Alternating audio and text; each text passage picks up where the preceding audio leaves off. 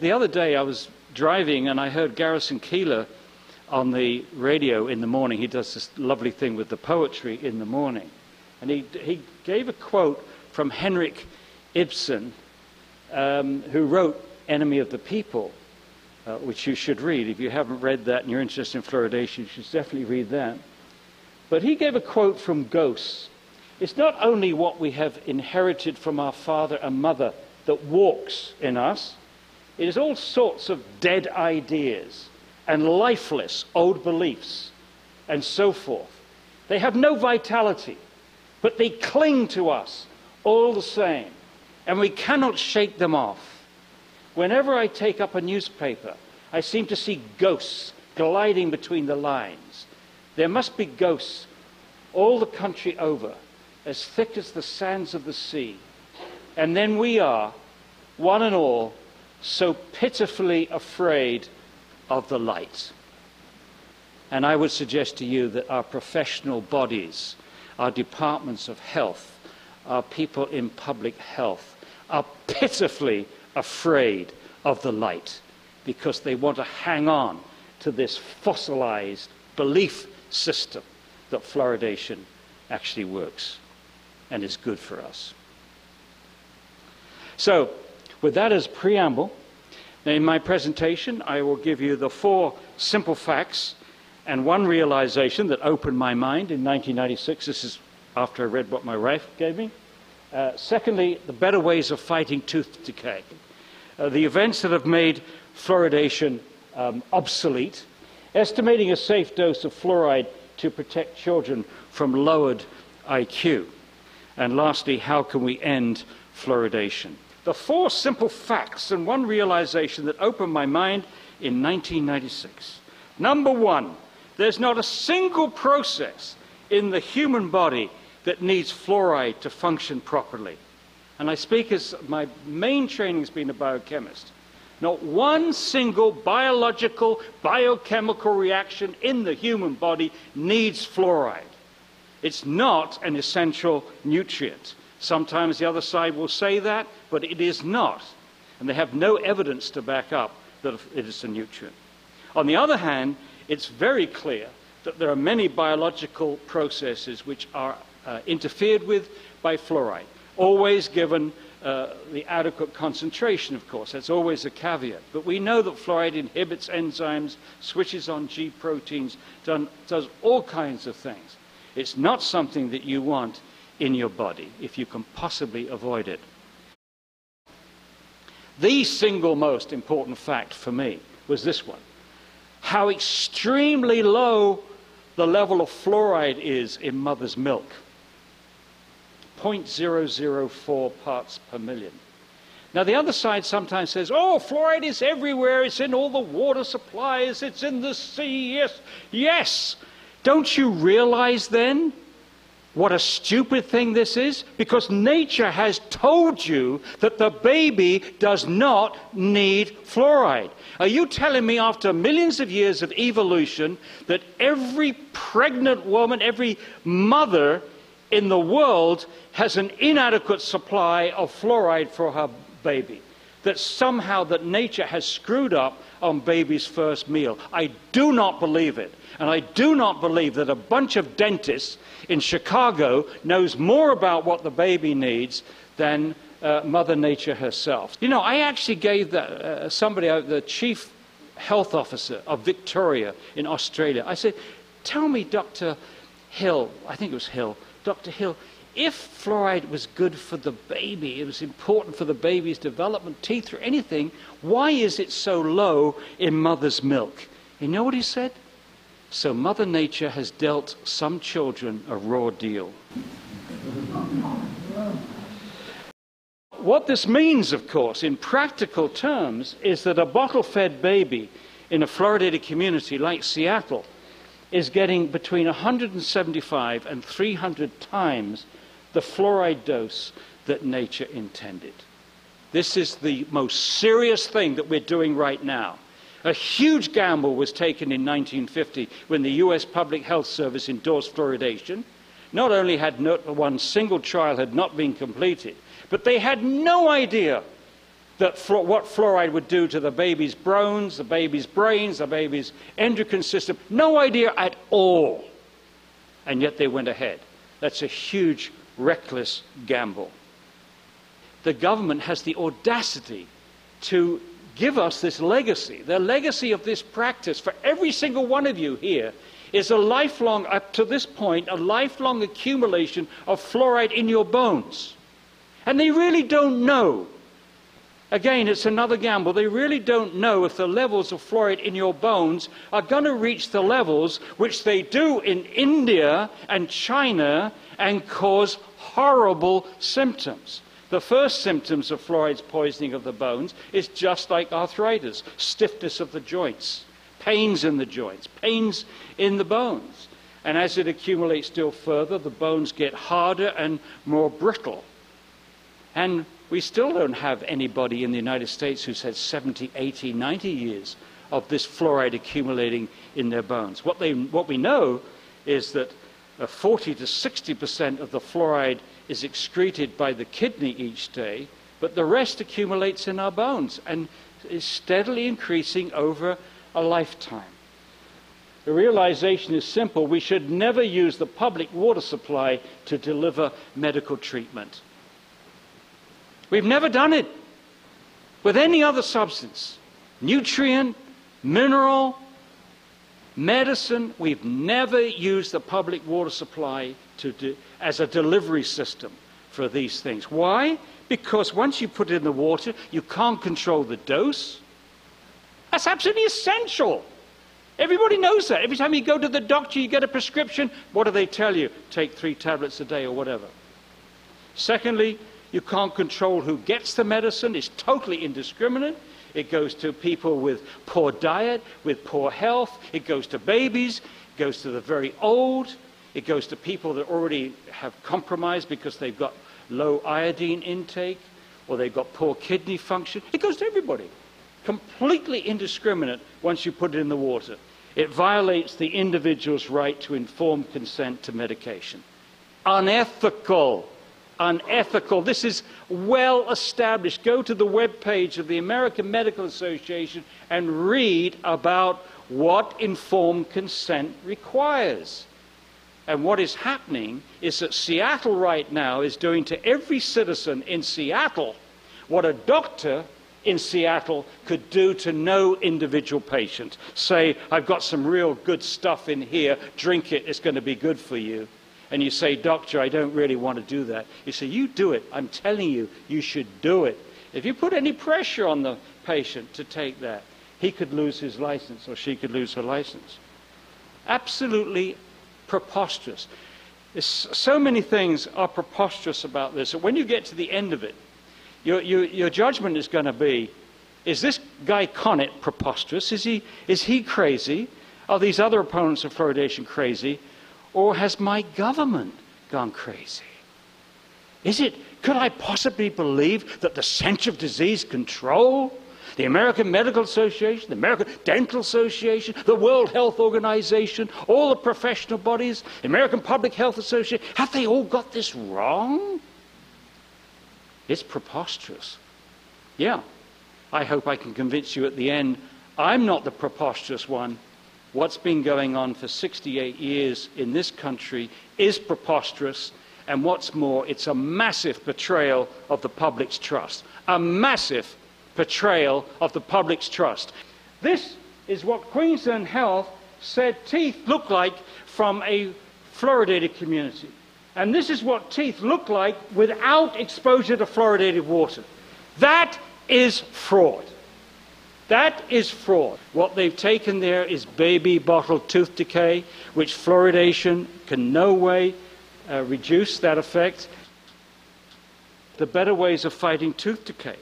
The vast majority of countries do not fluoridate their water. And guess what? Here we go. 97% of Europe does not fluoridate its water. 4 of those countries fluoridate their salt. But according to the World Health Organization, tooth decay in 12-year-olds is coming down as fast in fluoridated countries as non-fluoridated countries. So here is tooth decay then coming down from, in this case, the 70s to the 2010. These countries are all fluoridated. And in these countries, they tell people, look at tooth decay here. Since we started fluoridation, look, the tooth decay is dramatically dropping. That's why fluoridation is so successful. Then you go to these countries which are non-fluoridated, and the tooth decay is coming down just as fast, if not faster. A better strategy. Most of the tooth decay is concentrated in low-income families. 80% of the tooth decay in the United States occurs in about 20% of the population. And this is the population of low-income families. So they're right to target these families, they've just got the wrong strategy. Now we need to target those families with better dental education and better diets. And they do not need to swallow a substance that could put them in greater disadvantage, because fluoride's toxic effects are made worse by poor diet, something I've already mentioned. Everyone agrees that fluoride's benefits are mainly topical. Thus, it makes much more sense to provide topical treatments, either in the form of fluoride varnishes or in the form of simply brushing with fluoridated toothpaste. Simple stuff. Better still, I would encourage the use of xylitol toothpaste. Xylitol is a natural sugar, and we produce it in our own bodies at about 15 grams a day. This sugar prevents the bacteria that cause tooth decay from sticking to a surface, and they wither away.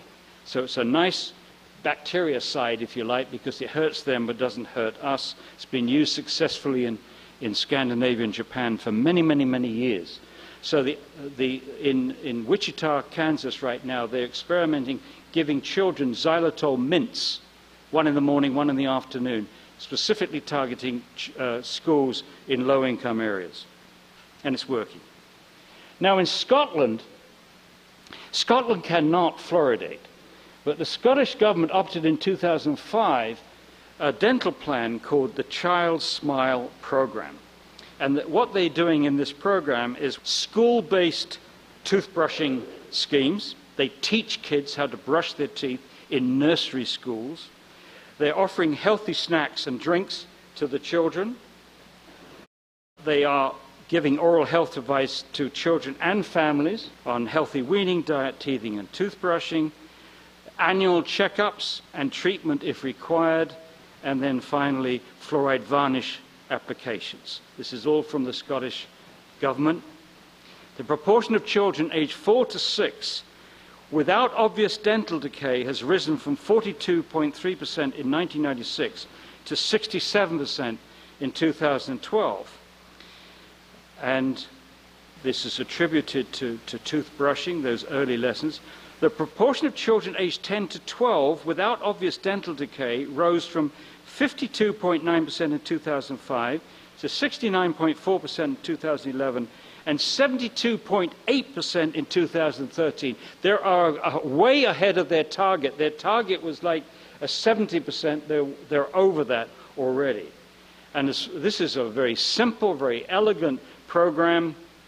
And we're talking now low-income kids in places like Glasgow. Glasgow researchers found that the scheme had reduced the cost of treating dental disease in 5-year-olds by more than half between 2001 and 2010. This is just one country in Europe. Most of Europe is not fluoridated. Before they spend another penny of money to promote this practice, we're talking about the Center of Disease Control that spends millions of taxpayers' dollars each year promoting this practice. They should take a fraction of that money, go to Europe, and find what they're doing in Europe to fight tooth decay successfully without forcing fluoride in everybody's drinking water. That would be a good use of taxpayers' money. In short, our kids need more brushing, more fruit and vegetables, less sugar. Less sugar means less tooth decay and less obesity. Less obesity means less diabetes, fewer heart attacks. In other words, education to promote less sugar is very good investment. You put the two campaigns together, fight tooth decay, fight obesity in the same stroke. yank those soft drinks out of schools, and do everything we can to educate parents to cut down on the sugar crap that they get all day long. We need education, not fluoridation, to fight tooth decay and obesity. Part 3, the events that have made fluoridation obsolete. There are quite a number of them, some more serious than others. Event 1, but starting in 1982, appeared in a number of leading journals like Science and Nature, articles which indicated that tooth decay was no different in fluoridated and non-fluoridated communities. And these articles, Leverett in Science in 82, Cahoon 84, 85, 87, his work was done in New Zealand, Dissendorf in Australia in Nature of 1986, Gray in Canada. All these articles look at, strangely, finding the little difference in tooth decay between those communities with or without fluoridation. And then, if you like, to put this matter to rest, the National Institute of Dental Research, which is a big promoter of fluoridation, big research body, spends a huge amount of money researching fluoridation on teeth. They did a massive survey, 86 to 87. They looked at 39,000 children in 84 communities. And it was finally published in 1990 by Brunel and Carlos, both of who worked for the NIDR. And what they did is that they looked at decayed, missing, and filled permanent tooth surfaces, a measure which we call DMFS. In this study, they found, on average, for children 5 to 17, the average tooth decay, as measured by decayed, missing, and filled surfaces, was 2.8 surfaces in the fluoridated communities. This is children who always lived in a fluoridated community. And here the children always lived in a non-fluoridated community, 3.4. Take 2.8 from 3.4 and you've got 0.6. So the saving that they found in this massive study cost the taxpayers nearly $4 million to do this massive survey. All they could come up with was a saving of 0.6 of one tooth surface in a child's mouth out of 128 tooth surfaces. That's what all the angst is about. When we start to hear about the risks, go back to this and see whether you think saving on average 0.6 of a tooth surface could possibly justify some of the risks I'm going to be talking about. But I should add one more thing. Not only is this 0.6, in my view, miserably small, but it wasn't even shown to be statistically significant. And Kathleen Thiessen a couple of years ago looked at the statistics and found it wasn't statistically significant. Incredible. Now, that was a US government-funded study, and this is another US government study. The first one was one of the biggest studies. This second one is a small study, but very precise. This was part of the Iowa study, where they've been tracking children from birth, following a whole bunch of parameters on children from birth. And they decided to use the data here to calculate what was the level of fluoride that a kid needed to swallow in order to reduce tooth decay. So in this study, what they did was for each child on an individual basis, calculate, estimate how much fluoride they were taking in each day, ingesting each day, from toothpaste, from fluoridated water, from food, based upon the levels of fluoride in the food. And what they found was no clear relationship. No clear relationship between the amount of fluoride that the kids were swallowing and tooth decay. In their own words, these findings suggest that achieving a caries-free status may have relatively little to do with fluoride intake. That, again, should have shaken the faith of those who promote fluoridation, but it's just gone by, like everything else. The claim that swallowing fluoride lowers tooth decay is still unproven. After 68 years, there's never been a randomized control trial, an RCT, which is the gold standard for epidemiology, to demonstrate effectiveness. Not been done. Incredibly. When you think of all the millions and millions of taxpayers' dollars that has been spent on this, and all those assurances that it's effective, they cannot back that up with the gold standard of epidemiology and show us a randomized control study. Instead, we are left with grade B studies, second-rate studies, and the reason they're grade B is there's so many parameters, there are so many different parameters that affect tooth decay that to actually match two communities exactly, except for the amount of fluoride they're getting in the water, is practically impossible to control for all these variables. There's so many variables which affect tooth decay. So the evidence is pretty weak. Now, the second event probably explains everything I've said up to this point on event one. Those studies which didn't find a difference between fluoridated and non-fluoridated, the World Health Organization data which shows no difference in kids between fluoridated and non-fluoridated countries, and the Brunel and Carlos study, and the Warren study. All of these can be explained by this next event. In 1999, the Center of Disease Control, the big promoter of fluoridation in the United States, conceded that the predominant benefit of fluoride was topical, not systemic. And let's have a look at the exact quote so that you know what we're looking at here. This is the big promoter of fluoridation, the Center of Disease Control, Oral Health Division.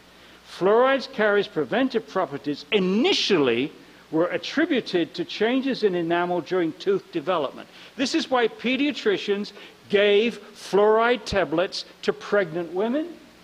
This is why they gave drops to babies, all in the hope that the fluoride in the enamel will build up in the teeth under the gums so that when they erupted into the oral cavity, they would be more resistant to acid attack from the bacteria breaking down sugar. That was the mechanism that was believed for 50 years. And then they said, whoops, we're sorry. Laboratory and epidemiologic research suggests that fluoride prevents dental caries predominantly after eruption of the tooth into the mouth, and its actions primarily are topical.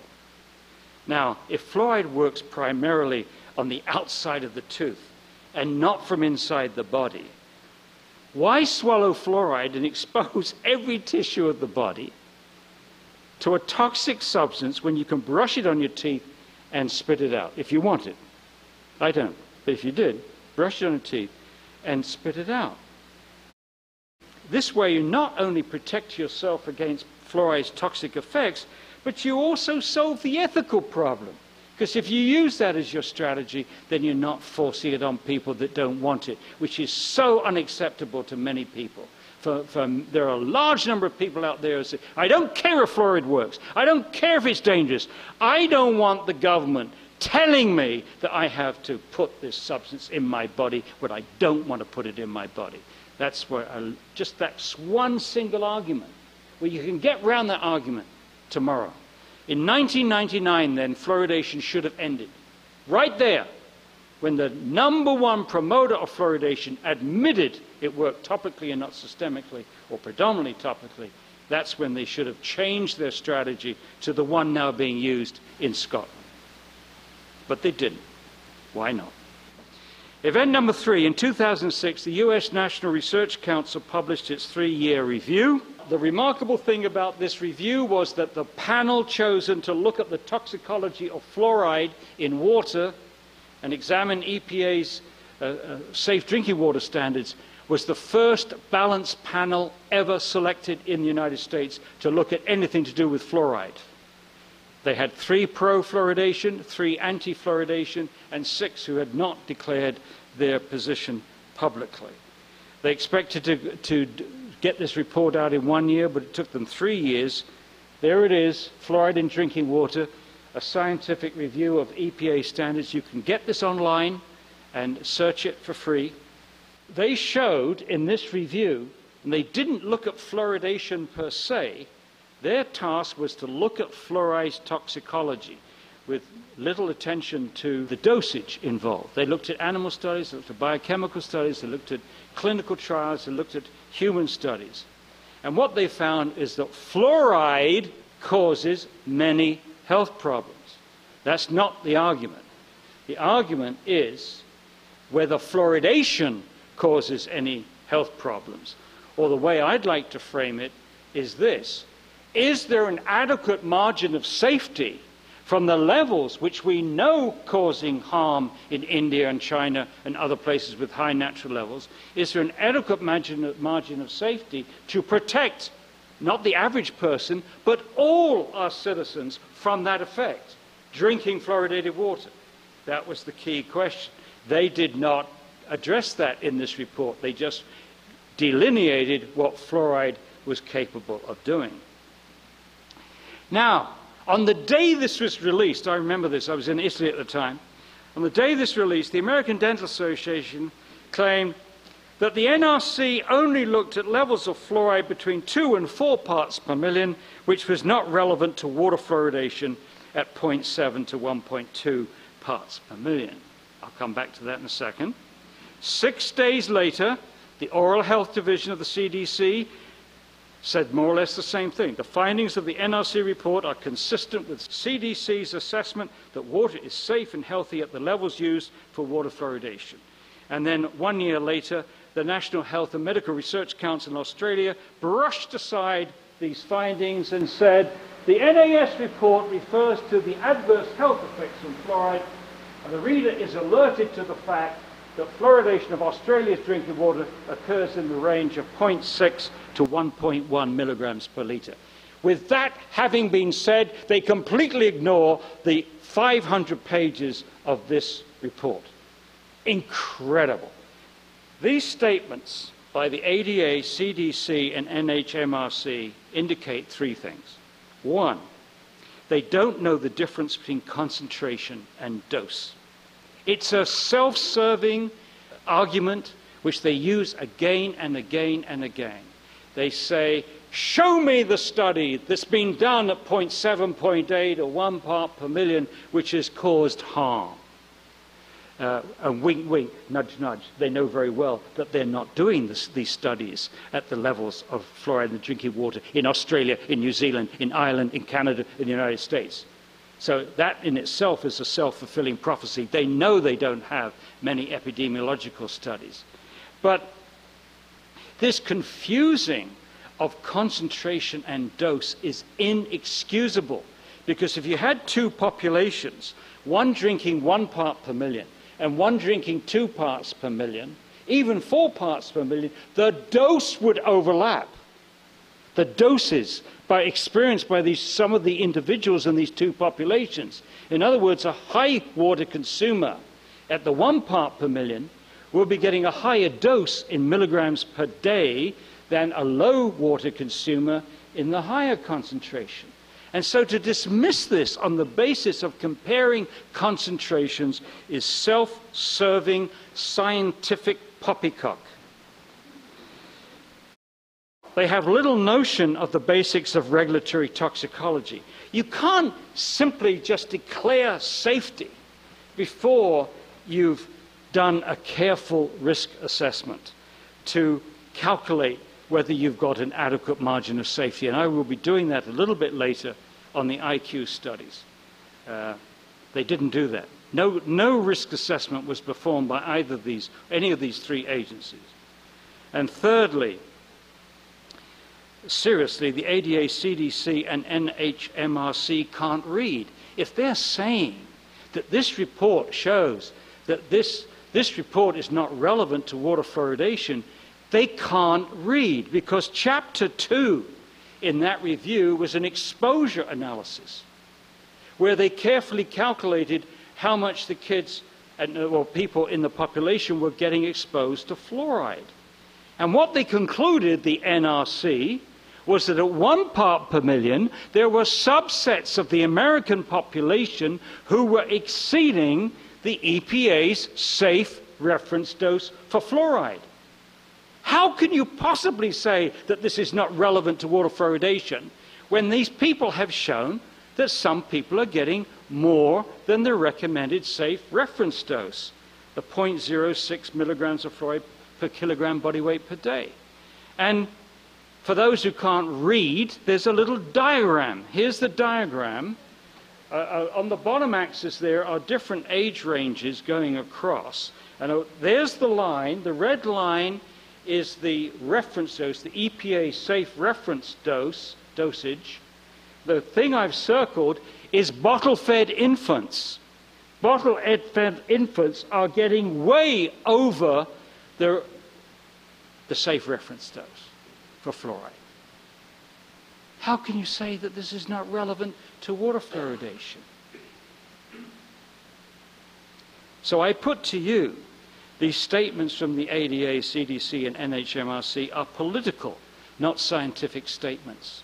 They are more intent on protecting the fluoridation program than they are to protecting our children, our residents, our citizens. They are working backwards. Whenever any evidence comes through that there's a problem, then they junk that evidence. They're working backwards because this program, for some reason, is more important to them than telling the truth, informing the public, protecting our health. The propaganda used by public health officials. This is the thing which upsets me more than anything. I see absolutely no justification for a civil servant, somebody who's paid by the taxpayer, to spin, massage, or even lie to the public. That's just unacceptable. There are public relations agencies which will do that for any organization, any industry. But it shouldn't start with the civil servants. Maybe the politicians can spin and massage. They are in charge of policy, but they should be fed accurate, objective information, and that is not happening with the public health service in this country and public health agencies in the various fluoridating countries around the world. Event 4, in 2010, the CDC again published dental fluorosis figures that confirm that American kids are being hugely overexposed to fluoride. And to put this into context, the early promoters of fluoridation made it quite clear that at 1 part per million, 10% of the kids would have very mild dental fluorosis. What does that look like? 10%. They said this wouldn't be recognized by anybody but a dentist. This is the one extreme range of dental fluorosis, the worst of very mild, okay? But at the other end, what you would see are white cusps on the edge of the teeth. It's symmetrical. And, okay, so that's what they thought. The 10% of kids would have this, or something like it, and that was justified, that this was the trade-off for reducing the kids' tooth decay. So what did the CDC report in 2010?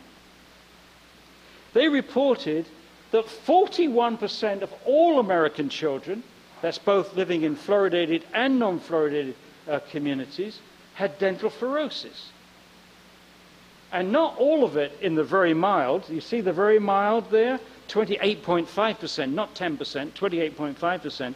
But look at that, 8.6% mild. Mild is up to 50% of the enamel impacted on the affected teeth. And moderate or severe, 3.6%, that's 100% of the enamel impacted.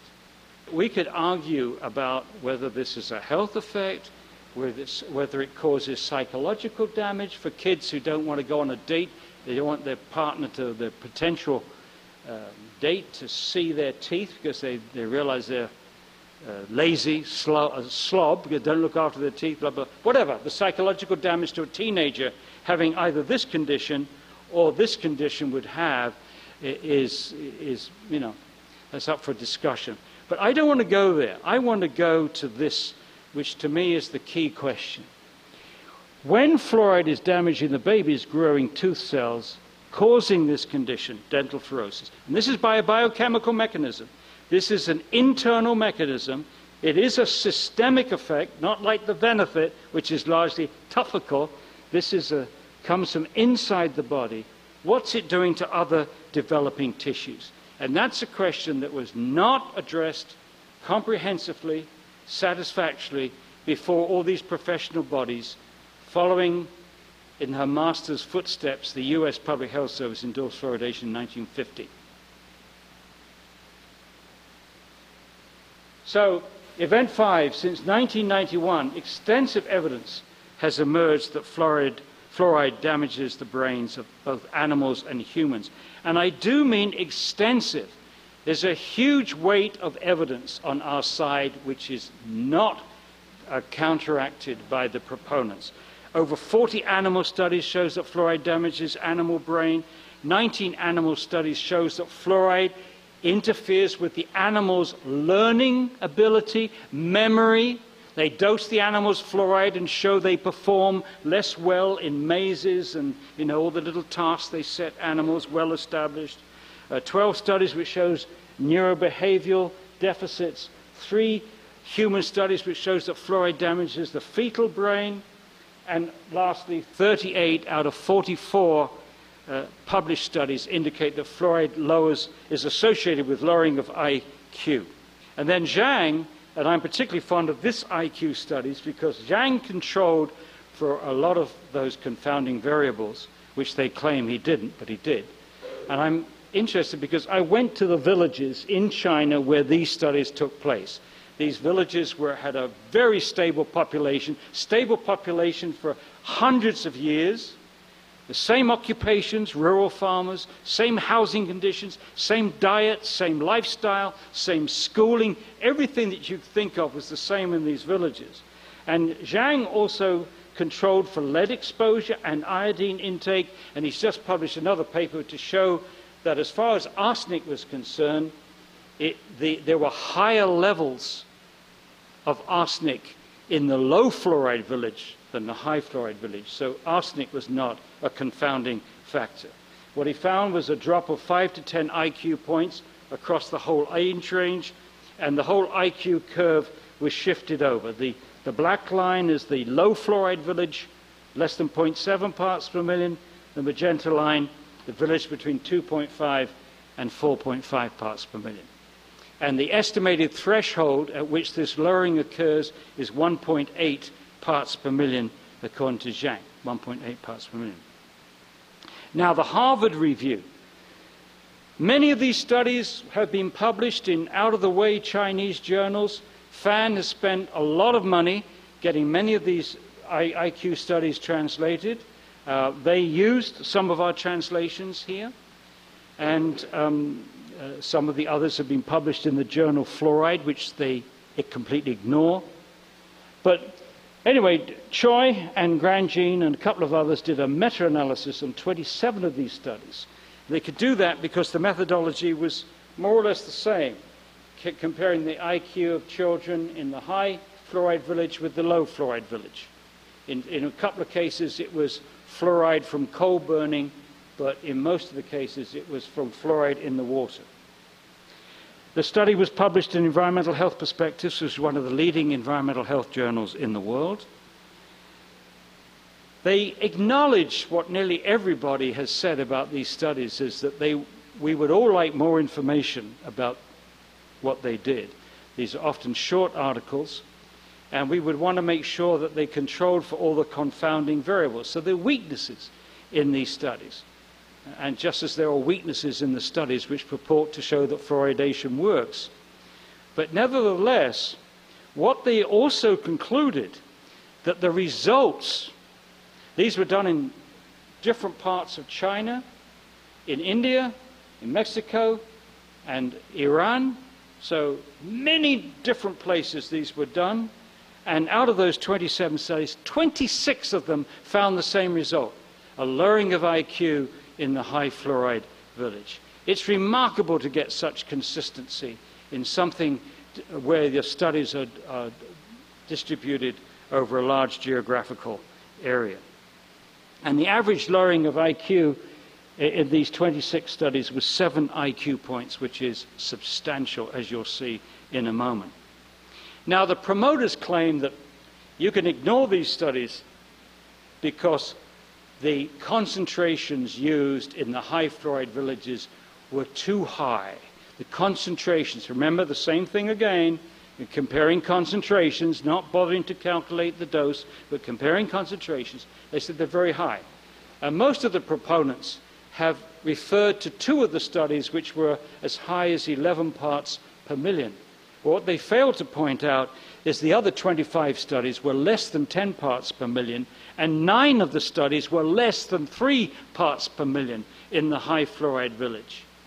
And that less than 3 parts per million does not give you an adequate margin of safety to protect all our kids drinking water between 0.7 and 1.2, which I shall demonstrate in a moment. But as I've already stressed, comparing concentrations is simplistic and self-serving. What is needed is a margin of safety analysis, which I shall now do. Now, the goal is to estimate a safe dose of fluoride which we could confidently predict, based upon these studies, would protect all children in a large population from lowered IQ. This is a standard procedure that the EPA has to do whenever it's looking at the toxicity of a substance and protecting the population. Remember, our task is not to protect the average person, but to protect the most vulnerable. The overall goal is to find what we call the no observable adverse effect level and divide by a margin of safety of 10 to protect the whole population. So that's what we're aiming for. Now we start here. We will start this margin of safety study with the lowest concentration where lowered IQ harm was found. Well, here are 5 of the studies in the Choi review. This is their table, or part of it. And these were all statistically significant. You can see all the drops of IQ there. And those are the levels of fluoride in the high fluoride village, 1.82, 2.9, 2.5, 2.38. Now, to be conservative, we will deal with the lowest of those villages, which was 1.8. But that's a concentration, milligrams per liter. We've got to calculate a dose. Well, we don't know what the dose is. So the best we can do is to calculate a range. Let's make some assumptions about how much water we think those kids might be drinking. So let's assume the kids were drinking 1 liter of water a day. Then the dose would be 1.8 milligrams per day. If it's 1.8 milligrams per liter, you drink 1 liter, you get 1.8 milligrams. That's the dose, right? And then a child who drank half a liter of water a day, what would he get? 0.9. Half a liter at 1.8 per liter is 0.9 milligrams per day. What about a kid that drank 2 liters of water a day? His dose, or her dose, would be 3.6 milligrams per day. So we got a range, a reasonable range, I think, from half a liter a day to 2 liters of water a day. And that's 0.9 to 3.6. Again, we have to be conservative. Let's take the lowest end of that range and say this is our lowest observable adverse effect level, is 0.9 milligrams per day. However, if you don't have the NOEL, which is what we're aiming for, we've got to divide that by 10. So you divide the low L by 10 to get to the NOEL. And 0.9 divided by 10 is 0.09 milligrams per day, the no observable adverse effect level. So now we're going to step 4, applying a safety margin of 10 to protect the whole population, including the most vulnerable. We divide the NOEL by 10, and now our safe level to protect all our kids from having a lowered IQ is 0.009 milligrams per day. Let's calculate how much water a kid could drink then at 1 part per million if the safe dose is 0.009 milligrams per day.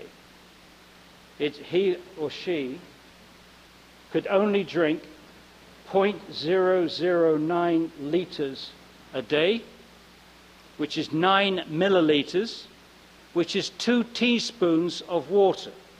In other words, if that study in China at 1.8 parts per million is a valid study, normal procedures would say that a kid in the United States shouldn't drink more than 2 teaspoons of fluoridated water. Okay, so some of you might be concerned about all these safety factors. Believe you me, that's what they use. But let's lift one of the safety factors. If we drop one safety factor of 10, children shouldn't drink more than 90 milliliters of this water. That's less than a glass of water. Half a glass of water. All right, let's drop another factor of 10. They shouldn't drink more than 900 milliliters of water. That's less than a liter.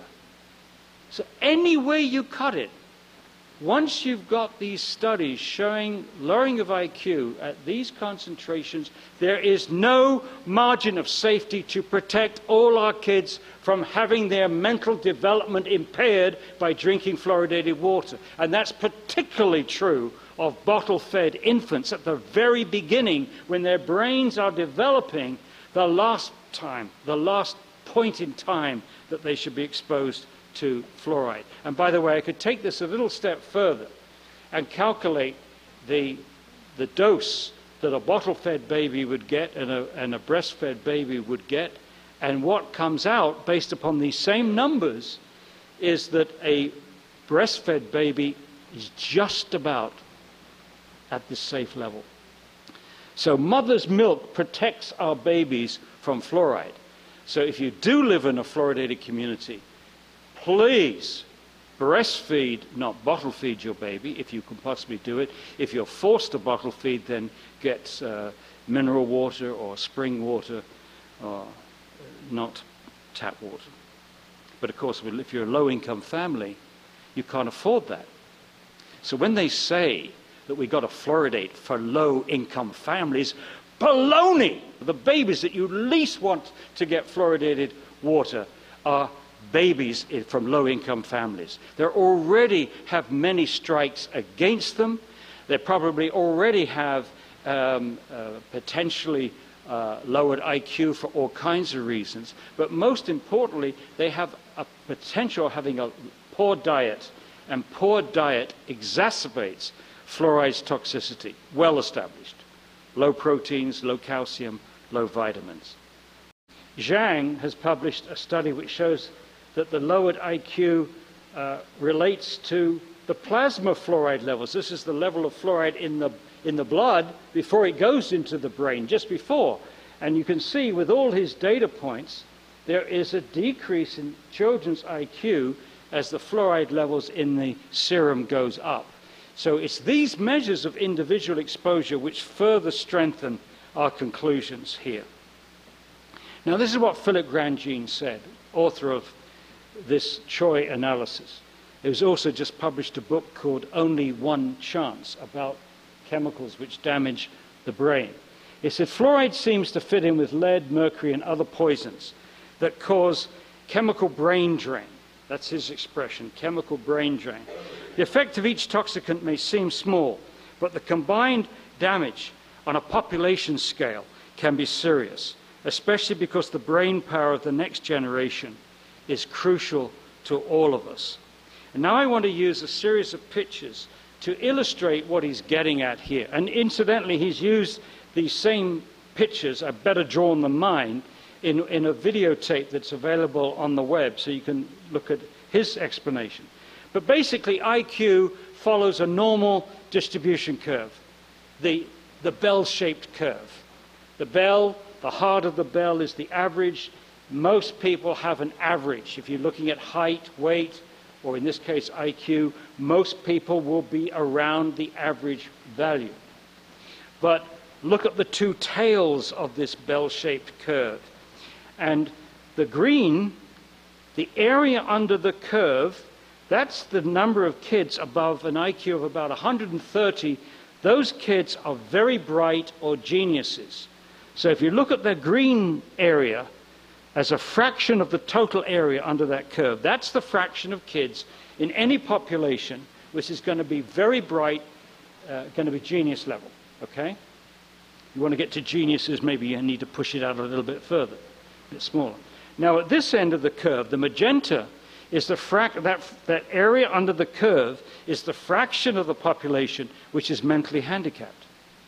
Now, if you were to shift downwards by 5 IQ points, the average would drop from 100 to 95. A school teacher would not be able to distinguish between two pupils in the class, one with an IQ of 100, one with an IQ of 95. So we wouldn't notice this. Unless we were doing careful studies, we wouldn't notice that this is happening. But look what this shift does to the two tails. It halves the number of geniuses in your society, and it doubles the number of mentally handicapped. And I don't think I need to say much to convince you that this would have huge social ramifications and economic ramifications for an industrialized society like the United States, competing in a global economy. If you halve the number of geniuses in your society, you halve the potential to get your Gates and people like that. And you also double the number of children that are going to need social services for the rest of their lives and all the other social implications. So I think it's clear that once you know that a chemical used in daily lives has this potential of shifting the IQ downwards, how much proof do you need before you say, oh my God, stop it? Now, if this was a chemical byproduct from some process that we were really keen on, supposing it was a contaminant from Silicon Valley, where they're making all these computers which we want so desperately, you'd know it would be tough, wouldn't it? Tough to say, here's something that's an incredible boon to the economy, but we've got to stop using it because it might be lowering the IQ of our children. But what if it's something that we are deliberately adding to the drinking water? How much do you need before you turn off the tap? How much more information do you need than 200 or 300 animal and human studies to turn off that tap? Where are the doctors in this country? Where are the people in education in this country? Where are the public health authorities in this country if they can't see that? That's why you should be getting angry. That's why you should be getting organized and bash these heads of these civil servants of yours and your counselors to stop this foolish practice. Thank you. They asked Cesar Chavez, the great workers' union leader, Cesar Chavez, Cesar, how do you organize? He said, one person at a time. But Cesar, tell us, how do you organize? One person at a time. It's got to be one open mind at a time, leading to one community at a time. Affecting change is like driving a nail through a piece of wood. The expert can sharpen the nail. To affect change, you need the hammer of public opinion. That's the teamwork here. I and people like Bill Osmondson and other experts, we can sharpen the nail, but now you have to take the hammer and drive those nails home. Well, first of all, we've got plenty of resources. You've got the NRC report, which is the Bible of toxicology on this subject. You've got our book. You've got our webpage, 50 Reasons to Oppose Water Fluoridation, which is available online from our webpage, fluoridealert.org. You've got a 29-minute video, Professional Perspectives on Fluoridation. That's 15 scientists articulating this. People have produced this DVD in hundreds. Go to the webpage, download it. If you can't download, get somebody under 12. They'll be able to do it for you. Download it, make umpteen copies, and get it to everybody that you can think of, especially your dentists and doctors. My son made this one, 10 Facts on Fluoride, which goes with the booklet. And my son also has just put up the study tracker. If you're a researcher, you've got access now to the most fantastic database on fluoride's toxicity from anywhere in the world. And this hasn't come from the millions of dollars spent by the CDC or the ADA. They put all their money into propaganda. It's the citizens who've made available the science on this subject, including translating umpteen studies in Chinese, Russian, and others. Many citizens, media, and decision makers have little idea of the number and caliber of the people fighting fluoridation around the world. I can tell you, I have had the privilege of going to communities all over Australia, all over New Zealand, all over Canada, all over the United States, all over Ireland, and several places in England. I've been to Israel and I've been to Japan on this issue. And I can tell you there are dozens and dozens of communities. And those people are fighting fluoridation not to make money, not to get power. They come to the meetings, they're working their tails off, often using a lot of their own money. Why?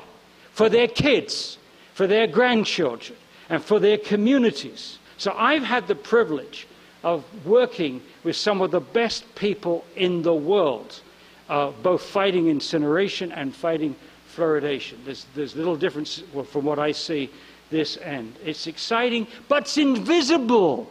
I see it, but most of you do not see it. Most of you see this as a marginalized group struggling, battering your heads against the local brick walls and the local councillors, etc., the local health department. You see it as an impossible task. That's why we are making this visible.